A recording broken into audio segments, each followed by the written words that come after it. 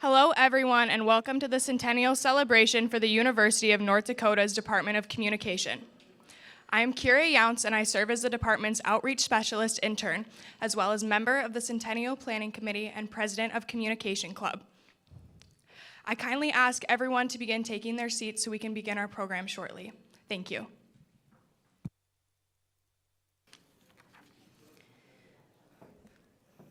Well, good afternoon, alumni and friends.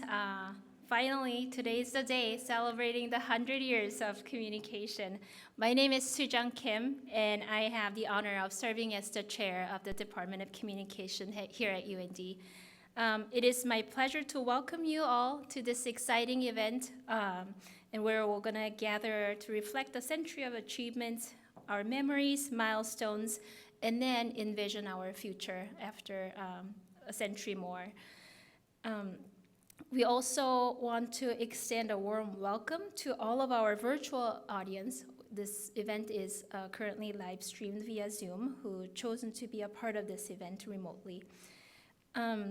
It's my honor to introduce our guests who will share their opening remarks. Although President Armacost unable to join us in person, he shared his welcome remarks via video. So let me play the video. 100 years. Congratulations, Department of Communication. This is an amazing milestone for all of you and those who came before you within the department and contributed so many ways. For those who don't know me, I'm Andy Armacost. I'm the president of the University of North Dakota. And let me offer my thanks and my congratulations for this important milestone. And you know, all I can say is the impact that you've had on so many students, so many faculty members, and the entire fabric of the university has been absolutely extraordinary. I know that you'll continue to make impact through your communication degree, but also with the return of our journalism program here at UND. You should all be extraordinarily proud, and I'm certainly thankful for everything that you've done for UND.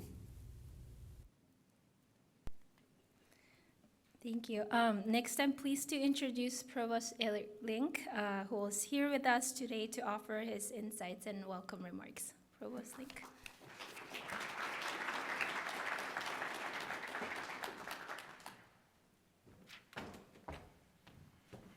Well, good afternoon, everyone. Can you hear me all right? Yes, good. Whether the sound is working or not, we've got it. Let's hear it for the Department of Communication and 100 years. Round of applause. There we go. What an amazing journey and what a fantastic opportunity to celebrate this department, the faculty, all of the alumni, the students who have come through these the programs associated with the department over the years. 100 years is no small feat, and it signals, first and foremost, the value of the work going on in the sphere of communication here at the University of North Dakota. Some academic disciplines haven't even been alive for 100 years, and yet here we are at UND in the Memorial Union on April 24th, April 24th, 2024, celebrating the 100-year anniversary of this great department, which we are so proud of here at the university. A few people I want to recognize and thank, and then I'm going to bore you with some lecture material because class is in session. So, of course, Dr. Kim, Dr. Lee. Where's Dr. Lee? I don't have my glasses on. In the back. Thank you, Dr. Lee. Dr. Emily Gibbons Buteau. We just met a moment ago. Where are you, Emily? In the back as well. And then all of the Centennial interns. I'm going to get these names wrong, but I'll give it my best shot and let's pretend. Hailey or Halle Carpenter? Halle? Is it Halle or Hailey? Halle Carpenter. Tieler Friedline. Is it Tieler? There we go. And then another Hailey. Hailey Thorlakson. Am I close, Hailey? Where are you, Hailey? No one knows. And Kira Younce, who was just up here. There you are. Thank you all so much for all of your service, your dedication, your professionalism in putting together this day-long celebration on behalf of the Department of Communication. Others will likely speak eloquently, certainly more eloquently than I ever could, about the history of the department and its journey from a journalism program established in 1924 to our present-day Department of Communication. But I do want to talk a little bit about, oh, and by the way, just for solidarity's sake, my undergraduate degree is a BS in communications. So yeah, let's do this, right? You don't care. All right. Fair enough, but I feel a great deal of solidarity with the group here today.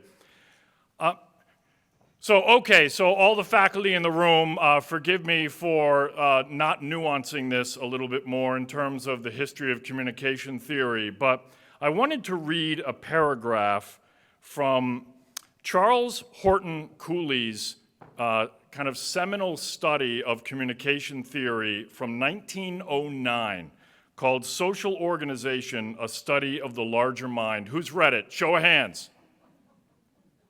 Two of us. There's two of us. I see another head nodding. Maybe you've read passages. So back in the early 19th century, when the formal study of communication theory was starting to take root in the American Academy, which led to the establishments of departments of communication, of journalism, and so forth. And ultimately, in the 1950s, give or take, we started seeing schools of communication spring up among universities around the country. So the work of John Dewey, of Charles Cooley, and others was really important in setting some of the theoretical stage behind the emergence of these disciplines that we group together under a Department of Communication. And this is from chapter 6 of Cooley's book, Social Organization. And the title of this chapter is The Significance of Communication. And he writes this: by communication is here meant the mechanism through which human relations exist and develop. All the symbols of the mind, together with the means of conveying them through space and preserving them in time. It includes the expression of the face, attitude and gesture, the tones of the voice, words, writing, printing, railways, telegraphs, telephones, and whatever else may be the latest achievement in the conquest of space and time. All these taken together in the intricacy of their actual combination make up an organic whole corresponding to the organic whole of human thought. And everything in the way of mental growth has an external existence therein. The more closely we consider this mechanism, the more intimate will appear its relationship to the inner life of mankind, and nothing will more help us to understand the latter than such consideration. Okay, I'm not going to break down this by sentence, but I find this incredibly inspirational. And I think it's very instructive in helping us understand the theoretical roots in the academy for what became what we are celebrating here today as a 100-year anniversary, a centennial for the Department of Communication. All of human endeavor that engages in the communication through word, deed, visual, otherwise, through symbols, that constitutes an external analog to the framework of the human mind itself. So when we study communication in all its aspects, we are studying what it means to be human and what it means for humans to make themselves known and understood to other humans. This is a profound and noble enterprise, and I'm incredibly proud that the University of North Dakota has had this for 100 years and will have it, we hope, for well beyond the next centennial, and that I won't be here. Neither will you, frankly. I'm sorry. We're all on the same journey. But that someone will be sitting probably in Memorial Union version 3.0 at that point, celebrating the second centennial of this department. So I'm going to get off the stage in just a minute because I've overstayed my welcome. But let's have a little fun with this for a second. Most of you were not born in 1924. If any of you were alive in 1920, congratulations. But for particularly all the students in the room today, students, raise your hand. Okay, half the room at least. So you were born yesterday. I understand that. In 1924, here's what we didn't have. We did not have, and this is in no particular order, we did not have photocopy machines. We did not have fax machines. We still don't have fax machines. But that's because they came and went during that time. There were no computers. There were no cell phones. There were no commercially available ballpoint pens. Now, technically, the ballpoint pen had been invented, but it was not commercially available until about 1938. Why do I know that? I don't know. There was no commercial television. We had in the laboratory sent a television signal, but there was no commercial television until 1947. Faculty, right or wrong? Let's go with right. I'm getting a thumbs up from the dean. I'll take that. There was no digital photography. There were no satellites. There was no email. There was no texting. There was no internet. There was no social media. Even TikTok. There was no TikTok in Oh, by the way, there were no VCRs or Betamaxes. And again, there are still no VCRs or Betamaxes today. What did we have in 1924? It's a shorter list. We had paper. That had been around for a millennia or so. We had printing. That's good. We could print things. Technically, we had telephones, and you could communicate over telephone, but they were not widely distributed in commercial space, right? So government, businesses, you could find telephones for sure, but having just a landline in your home was still somewhat of a rarity in 1924. We had telegraph. If you don't know what telegraph is, Wikipedia it. We had Morse code, of course. We had record players. That was nice. You know, we had a lot of newspapers. A lot of newspapers. We had radio, but it was in its infancy. So if you look at the history of radio a little bit, historians of radio, raise your hands. No? Okay. So I could make things up here you would not know. We had some commercial broadcasts, we had some limited radio, but again, the idea that sitting in just a town in rural North Dakota that you would just turn on the radio and listen to your favorite radio show was not really happening in 1924. We had talking. You could talk to one another and speak. But let's go back to newspapers a little bit. Newspapers was the primary means of communicating on a daily or weekly or periodic basis the news of the day, the happenings in government and civic life and elsewhere. And it stands to reason that our Department of Communication started right here with a program in journalism in 1924. And I will end my remarks, which have been far too long, I apologize, by saying that it's of course, with great pride that we know we are bringing back a journalism degree to the Department of Communication starting this fall. That's worth, yes.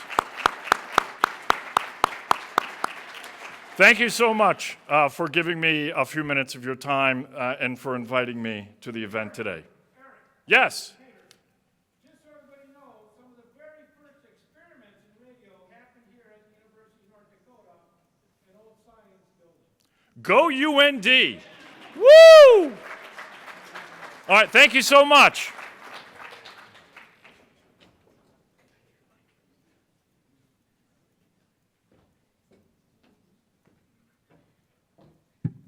Thank you, Provost Link.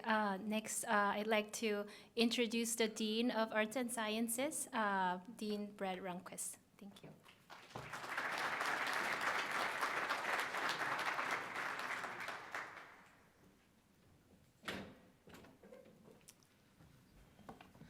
Well, thank you, and let me add my congratulations to the faculty, staff, and students and alumni of the Department of Journalism and Department of Communication on 100 years of excellence. Let's hear another round of applause, please. 100 years. And I want to let you know I'm very proud of this department, the teaching, the outstanding teaching that takes place, the world-class scholarship that takes place, and the service that takes place with the faculty and the students is just tremendous. Great department. And as many of you may know, I started my professional career as a journalist. I have a degree in journalism from the University of Nebraska-Lincoln College of Journalism there. And I worked as a newspaper reporter and editor for just a few years. And while I enjoyed the deadlines and all the fun and the many moments of truth that were stranger than fiction, being a journalist, I am no longer a journalist, but those skills, those experiences and those skills I learned, I use those every day. So it's been an important part of my career, what I learned as an undergrad and as a working journalist. And so for the students in the room, I think journalism and communications are excellent majors because they really do open up a wide path to professional success. What you learn in the programs are going to serve you well throughout your career and your life. And if you need more proof, you just have to look around this room at the alumni. And I hope that the students take time to meet with the alumni that are back. Thank you, by the way, alumni, for coming back. To introduce yourself and talk to them about their experiences and their work throughout their lives and careers. Very talented group of alumni from Department of Journalism, Department of Communication. So, in closing, I just want to again congratulate the department for the 100 years of success. I hope you enjoy the events and the activities that the department has set up for you this afternoon and evening. And thanks for coming.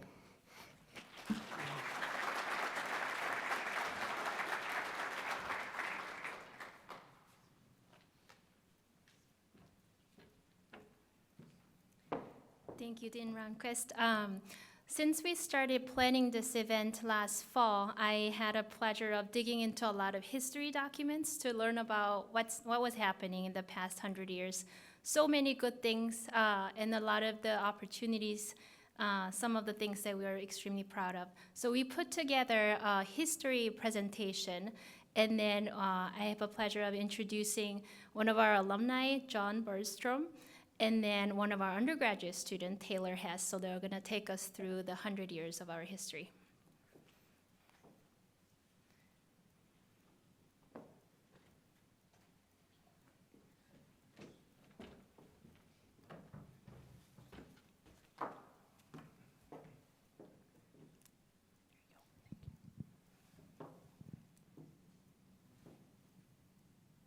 Can you hear us okay?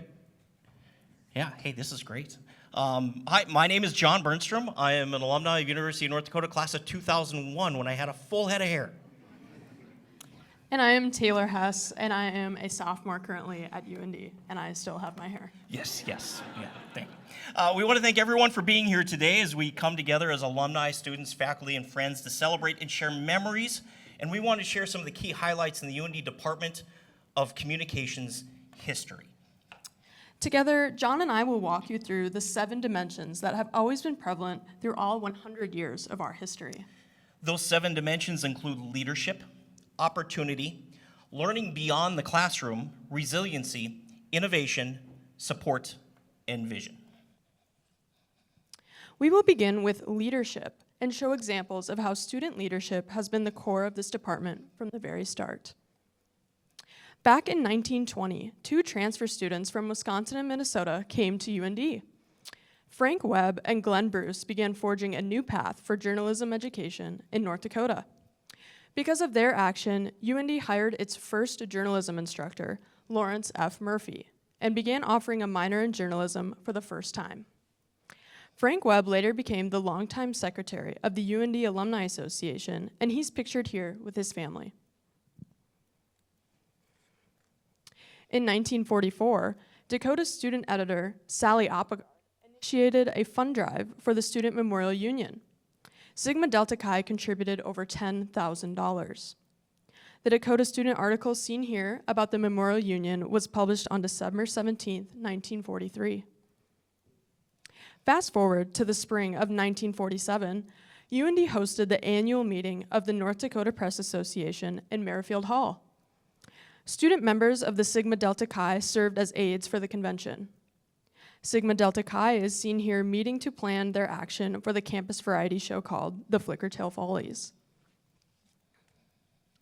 50 years later, the flood of 1997 devastated the Red River Valley, Grand Forks, and UND. Here you can see the Dakota student articles from March and April of 1997.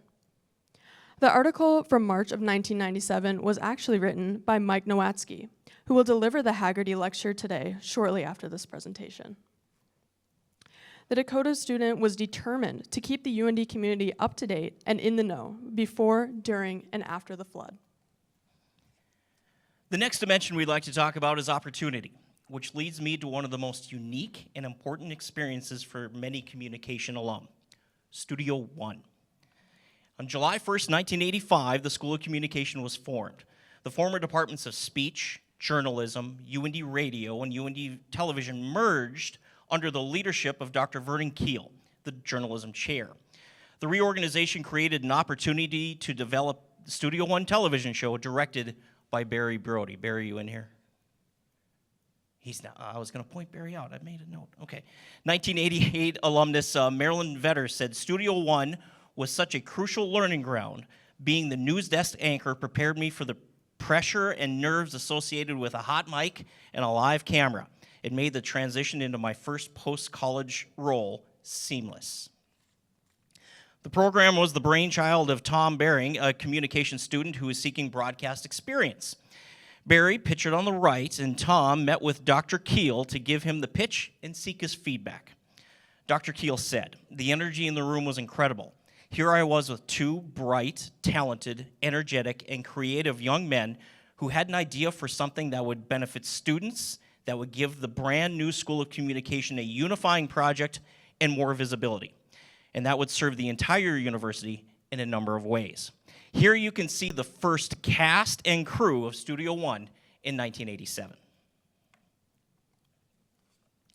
The first show was telecast live on February 5th, 1987, and for nearly 29 years, students produced exemplary work and received more than 700 awards from local, regional, and national organizations.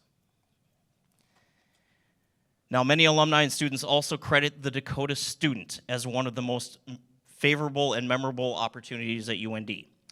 Bob Hagerty, who was the editor of the Dakota Student from 1976 to 1977, said, at the Dakota Student, I was lucky to be paid to practice journalism. Despite thinking I knew almost everything, I managed to learn a bit from wiser Dakota Student veterans such as Randy Bradbury, Jim Cochran, and Greg Stites. Now and then, I wish I could return to the Dakota Student and with the benefit of 50 years of experience in journalism, dream up a few better story ideas. Here you can see a Dakota Student writer, Melissa Von Hoff, in 2002, and the entire Dakota Student staff in 1936. Next, we will talk about the third pillar, learning beyond the classroom. In the fall of 1963, the Newspaper Fund, sponsored by the Wall Street Journal, awarded the department a $1,000 grant to conduct a one-week workshop for high school journalism teachers during the summer of 1964. Seen here, a Dakota Student article published on May 15, 1964, announcing the winners of the workshop supported by the Newspaper Fund grant of the Wall Street Journal.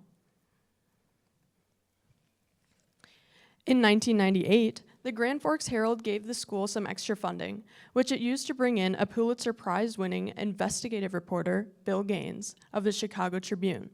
He was there to teach investigative reporting. Then, in the fall of 2006, began the new journalism practicum with the Grand Forks Herald, initiated by publisher and editor Mike Jacobs. In spring of 2019, the UND Department of Communication served as the client of the COM 430 Ad PR Campaigns class. The students in this class developed ideas and strategies to enhance our department based on the extensive research. They created all promotional materials, including a department introduction video, a brochure, and implemented a social media campaign. They executed a 2-hour on-campus event named Communication Appreciation Day to promote the department with our alumni. This event marked the beginning of our now annual celebration, Communication Appreciation Day. Still today, the model of COM 430 ad PR campaigns still remains. Students take on a client in the community and plan and execute a campaign to meet the client's objectives. This year, the client was Blue Zone's project. On April 9th, students hosted the event they planned all semester to promote their client. The fourth dimension to highlight is resiliency. Through ups and downs, communication has remained an important part of the UND community. In the fall of 2007, the doctoral program admission was temporarily closed due to the lack of student services and faculty research. Admissions reopened in fall of 2009 when hiring, programming, and services were improved and completed. Also in 2008, the School of Communication transitioned to the communication program. In 2015, Dr. Timothy Pash was named chair of the communication program. He said the fragmentation of communication at UND was challenging in ways. However, it also brought us together as a cohesive unit, working concertedly to ensure our continuation at UND. The program achieved full department status and became the Department of Communication on December 14th, 2016. And in the fall of 2016, the department welcomed the first cohort of students in the PhD in communication, focusing on international and intercultural communication. As the Department of Communication is always seeking new opportunities and developing to serve the needs of all students, our fifth dimension is innovation. Former department chair Dr. Jeffrey Weatherly said, "I am proud to say that over that time, the department faculty worked to launch 8 undergraduate certificate options, design and launch an online professional master's program, and to become the first department in the history of the College of Arts and Sciences to offer a fully online PhD program." Without the 100 years of mentorship, friendship, and stewardship, the department wouldn't be here today. That is why the sixth dimension is support. Now, here are just a few quotes sent in from alumni across decades who share the impact of the support and encouragement they felt here within the department. We'll give you a chance to read through. Terry Doolin is the second one. I believe he's telling the truth. I worked with him.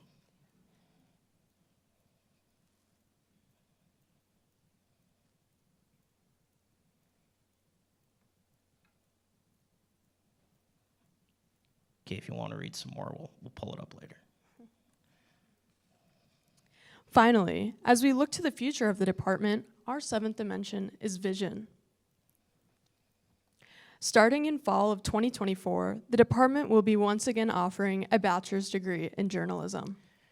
The department has completed a new recording booth and studio for students to record professional content like videos and podcasts, which hopefully you'll get a chance to see later today as you tour O'Kelly Hall. The department is also hosting a camp for high school students this summer called the Digital Storytelling Summit to revive excitement around journalism and digital media production in high school students.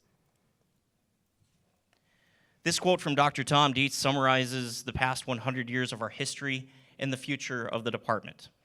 We can't wait to see all of these exciting initiatives come to fruition and to see what the rest of this afternoon of celebration has for us. Thank you for being here.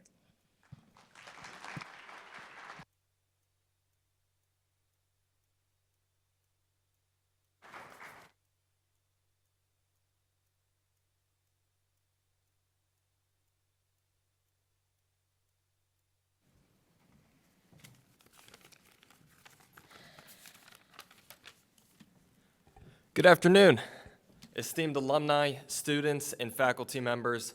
My name is Tieler Friedline, and I had the honor of serving as the videographer for our Centennial Planning Committee.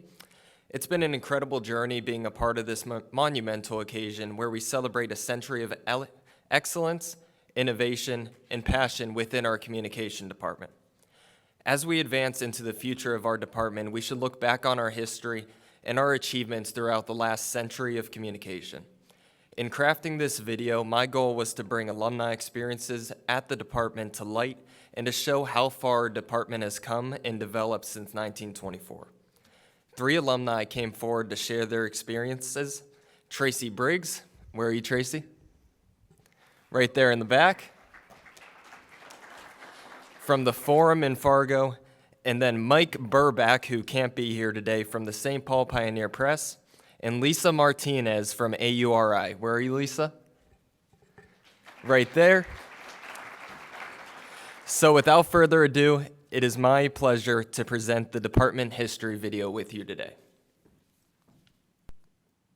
In 1924, the journalism major was established through a petition by 50 students at the University of North Dakota. Since then, through the dynamic events and changes, the Department of Communication has contributed to training journalists and communicators nationally and internationally for the past 100 years. 3 alumni shared their memories to reflect on the century of communication at the University of North Dakota. I look back on my UND years as just such a great learning experience for what I'm doing. I think what's interesting, any journalism or communications graduate would tell you, so much of our job is knowing a little bit about a lot of things. And I remember from day one in what was then the journalism department back in the 80s, they said, we want you to, take some of those journalism classes, but we also want you to take economics, marketing, management. Take things that are going to broaden your horizons. And I think that when I look back on my career, I might get sent to an agriculture news conference one day and something to do with stocks the next day. Or I'll go to a school and learn something there. And I think it helped me that I, like they wanted us to do, learn a little bit about everything. So that was one of my favorite things about UND is the approach of being really well-rounded. When I think about what I got there, I think more about the ideas and ideals that the faculty communicated, and my peers too. At each point, whether they said it this way or not, the great, amazing value of curiosity was an emphasis. There was not a journalism instructor, communications instructor who didn't either model it or preach about it or indicate it. And that's just an invaluable state of mind for life, of course, but for a journalist, the biggest sin is to be incurious. And everybody at UND modeled, taught, emphasized, reinforced the value of curiosity. The Dakota Student newspaper was a big project, and we always felt like we had the support and guidance when we needed it. Not interference, never interference, but support and guidance when we needed it from the UND communications faculty.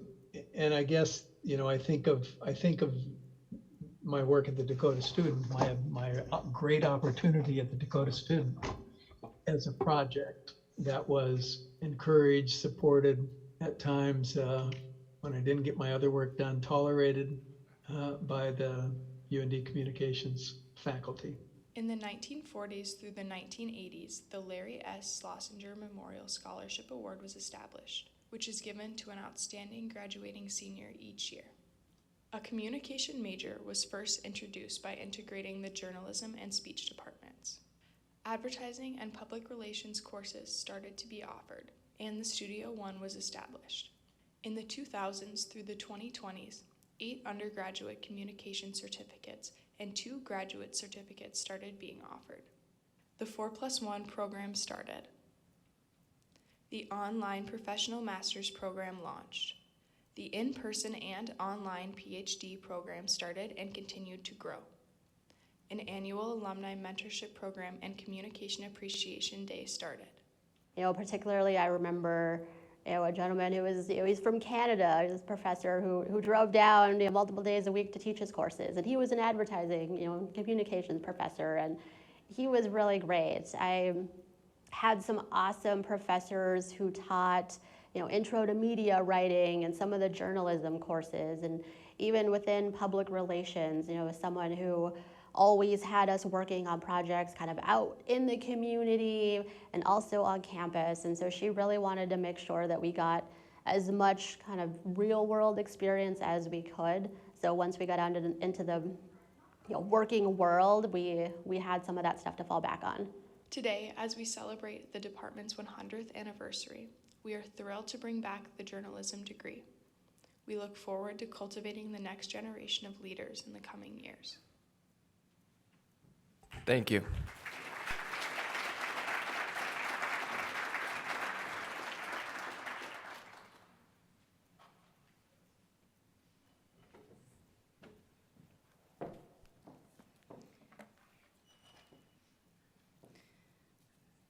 Thank you. Like I mentioned, I had a pleasure of reading a lot of books and the documents to learn more about us in our history. And this has been one of the biggest and fun project for me this school year, that we've been putting together the old archive pictures and the information from the history documents that we're going to publish the commemorative history book.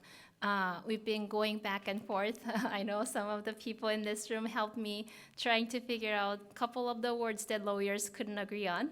But then this is currently in the production stage, and I can't wait to share that. So we'll share that information when it becomes available for purchase.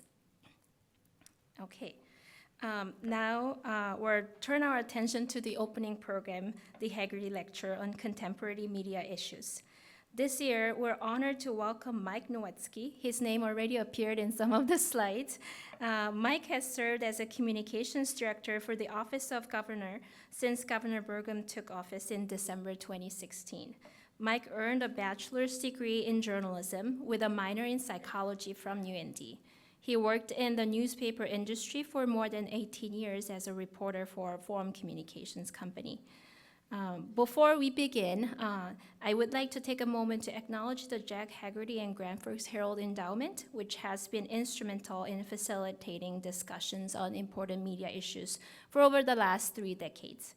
We're deeply appreciative of their support in making this Hagerty Lecture as a part of today's celebration.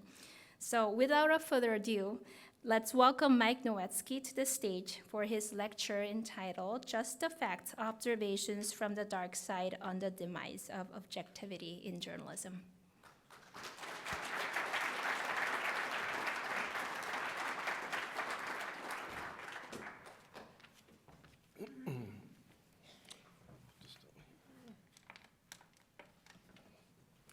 Well, thank you, Dr. Kim. Good afternoon. It's great to be back here on the UND campus and in the Memorial Union. This is my first time being here since the new union was built, and I can say I'm a little jealous.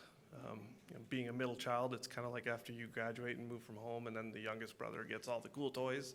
So, but no, it's great. And truly an honor to be presenting the 2024 Hagerty Lecture on Communications Appreciation Day. I grew up in Edinburgh, North Dakota, and the Grand Forks Herald was our hometown newspaper. And I was only 8 years old when Jack Hagerty retired as the editor, but those of us who went through the School of Communications here at UND, his impact was well known through the Hagerty Lectures, through his and Marilyn's columns in the Herald, and then of course Bob Hagerty's success at the Wall Street Journal. All the family was well known, and so I just want to begin with saying thank you to Jack Hagerty and the Grand Forks Herald Endowment as well, just for supporting journalism. Let's give them a hand of applause.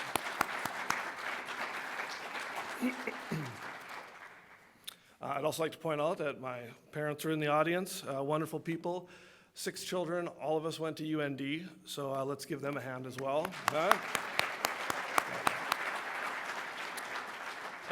My dad was also my English teacher, so if there are any grammatical errors, please file your complaints with him because he taught me everything I know. So, and just before we walked in here, they were asking me how I came to deliver this lecture, and my mom said, "Well, they know you can write. Do they know if you can speak?"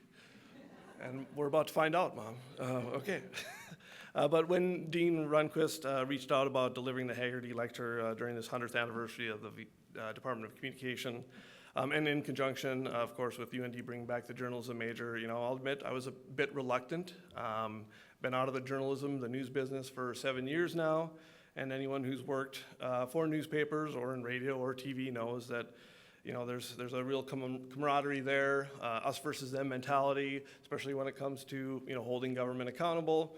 And when someone from the news business leaves for someone in the public relations side, they always say, "Oh, you're going to the dark side." And so, hence the title of this address. But to be honest, I had my trepidations about leaving the news business when I did so 7 years ago. You spend 18 years building a career on working to hold government accountable, telling stories that are important to the community. And you wonder if on the other side you can find a job that's as fulfilling and has such meaningful work that really makes a difference in people's lives. Turns out you can, and in fact, the skills you learn in journalism and communication school, the principles you practice in the field every day actually translate very well to the role of government communications.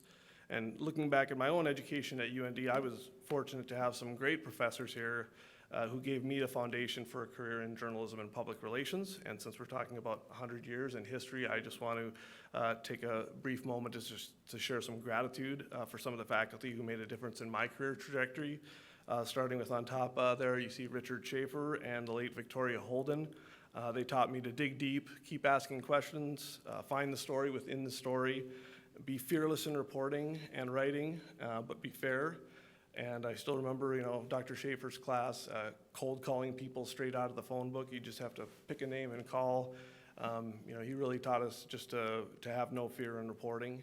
The late Stephen Rendall, on the bottom in the middle, taught me about interpersonal communications, forced us out of our comfort zones in class.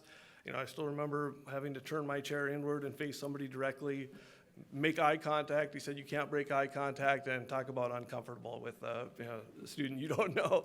But again, just opening your eyes to the different modes of communication, and that came in so handy in interviews later on in my career. Cheryl Gooch, some of you may or may not remember, I believe she was only here for 1 year. She had her PhD from Florida State, and the North Dakota winter took its toll on her. But during her brief tenure, she taught me to be a merciless editor, both of my own work and of others. She would hand back writing assignments just dripping in red ink. And we also learned from her that despite what you may have heard, yes, there is a such thing as a stupid question. So, and then finally on the bottom right, Lucy Ganji. I know she left the School of Communications to join the art department, I believe in the mid-2000s. But she taught us, to recognize that we all have biases, which is what I'm going to be talking about today. Whether there was the result of environment or education, nature versus nurture, and that when we recognize and acknowledge our own biases, it really allows us to be more understanding of others' positions and therefore more objective in our storytelling. I'm just grateful to all of them and all the faculty at UND, past and present. So, storytelling. I got my first taste, as you saw in the clip up there, of reporting, and specifically disaster reporting during the spring semester of '97. That was the latter half of my junior year. I'd written only a handful of stories for the Dakota Student. At the time, the editor was Chris Bierke. I'm not sure if he's here today, but I want to thank him for giving me the first shot at reporting. I remember sandbagging on campus and then interviewing students doing the same thing on the English Coulee. In fact, I think that's pretty much where I was standing when I was interviewing students, where you see those sandbags there. So that photo was taken by Mark Hudson, but it was just really a surreal time at the university. Classes were cut short that spring, finals canceled. I helped Dr. Schaefer rip the waterlogged carpet out of his basement. I got sick as a dog in the process, and I'm not sure if it was from the germs or the bleach fumes or the only food that he had left in the house, which I ate, which was a can of Hormel chili, which to this day I cannot touch. So senior year, I was a managing editor of the Student, working with an ambitious and talented editor named Eric Seamers, who some of you may know. He was a junior at the time. Eric had worked for the Herald through the '97 flood, and he was part of the Pulitzer Prize winning team at the Herald, which he never failed to mention whenever he had to remind us who was in charge. So 97, 98, again, a year of covering heavy issues, flood recovery, nickname, higher ed funding and tuition. I still remember a highlight interviewing Governor Ed Schaefer. And I graduated in '98 and was very proud that my major was journalism. I believe I was one of the last classes to graduate with a journalism degree at UND. Because I was proud of that because that was my passion and that's what I wanted to be, a journalist. And so I was super excited when last year at the first ever North Dakota Public Information Officers, or NDPIO conference, Dr. Kim and Dr. Lee gave a presentation about UND's plans to reestablish the journalism program. And I approached them afterwards and just thanked them because I believe it's something that is sorely needed in our state. Again, I've been in the governor's office for 7 years, and one of my takeaways is that we need more trained journalists in North Dakota who are invested in our state, who care about what's happening here, care about writing for their communities, and having a quality journalism program at UND can only help. So as Dean Rundquist noted when they announced, journalism more important now than ever. People need accurate information they can use to discern the truth, make informed decisions. We need educated, trained journalists, and to provide that information in a fair, accurate, and balanced way. And for most of my 18-year career as a newspaper and multimedia reporter, I felt like, that's what my colleagues and I were doing, and the rest of the industry. But a few years before going to the dark side, before joining the governor's office in 2016, I did find myself growing sort of disillusioned with what I saw, I guess, as happening to sort of journalistic standards, the media landscape. More and more, I just noticed reporters posting content, commentary on social media that really left little to the imagination in terms of their personal politics. And then increasingly, I'd see one-sided stories, single-source stories that were considered a no-no when I first started in the business, but they were now